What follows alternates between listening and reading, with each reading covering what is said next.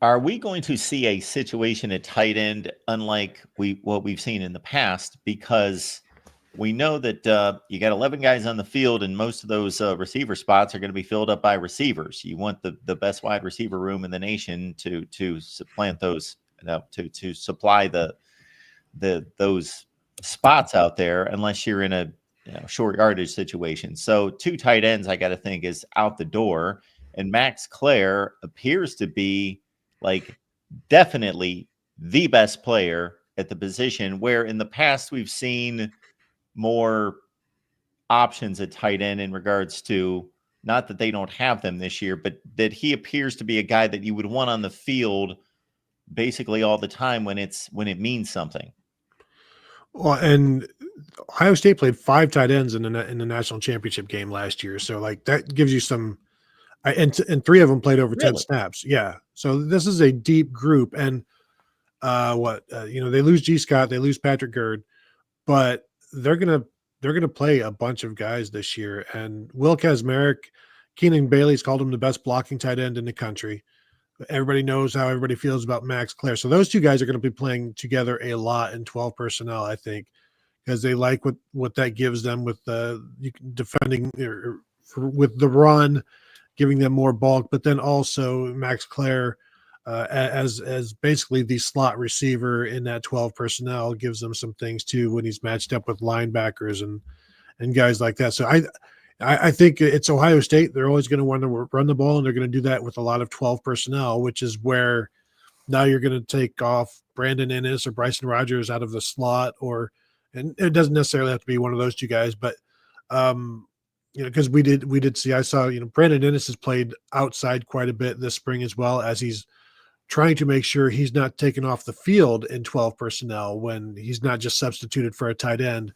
Maybe that's an opportunity to give Jeremiah Smith or Carnell Tate a break.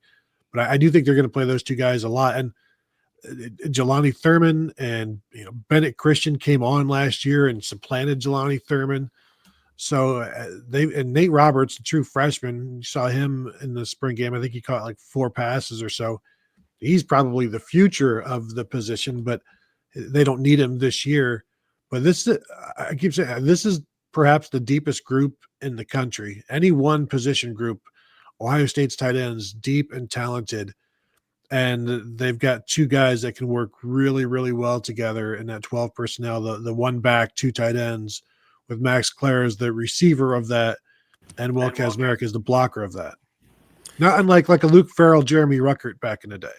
Yeah, I like where the tight end group is right now, and we'll like it a lot better. They said Will Kazmarek had his left foot, I believe, in a boot for the spring game. Somebody tweeted a picture of that out, may have been Dan Hope or somebody, and Keenan Bailey responded to it and said that as it turned out, Kazmarek only missed 1 practice in the spring, so you figure he got injured in the scrimmage on Tuesday afternoon and then didn't practice on Friday, and then was, in that scooter thing with his knee on the seat of the scooter, that type of deal. And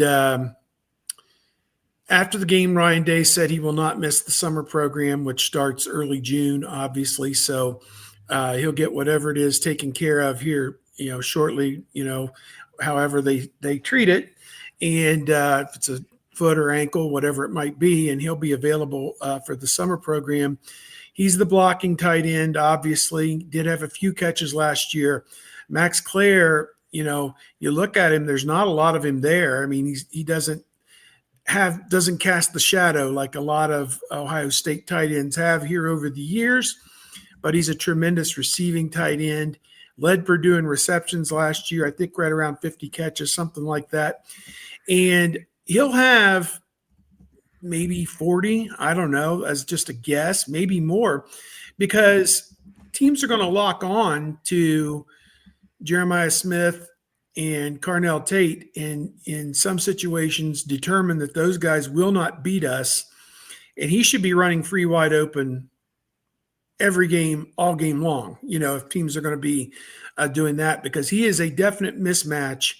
He's got some scoots, and he is a definite mismatch for probably 85 to 90% of the linebackers that they're going to play throughout the course of this season. So I look for him to have a huge year and be a big part of the success of this offense, converting third downs and doing the kind of things that they have to have out of the tight end in this offense. So he should be a tremendous security blanket, a check down for Sayin or Keenholz, whoever's at quarterback.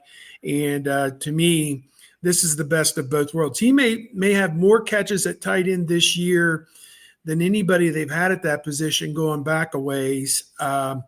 Used to know these numbers by heart. I know Ben Hartsock may have had 50 one year, and Ricky Dudley may have had 50 in 1995, but it's been very rare for a guy to have 50 catches at tight end for Ohio State. I don't know if anybody else really has in the modern era. Yeah, John Frank did it a couple of times, and I think he's the only one, because even Cade Stover and Ricky Dudley, I think, were in the 40s, and Ben Hartsock was like at 35 or 33 in 2003 or so. But Will Kazmarek caught over 20 passes in each of his first 2 playing years at OU, so he can also catch it. But yeah, and it's a deep group overall that is very talented, and it's pretty amazing. I know the transfer portal has just opened, but it sure didn't seem like anybody was looking to leave, which is pretty interesting.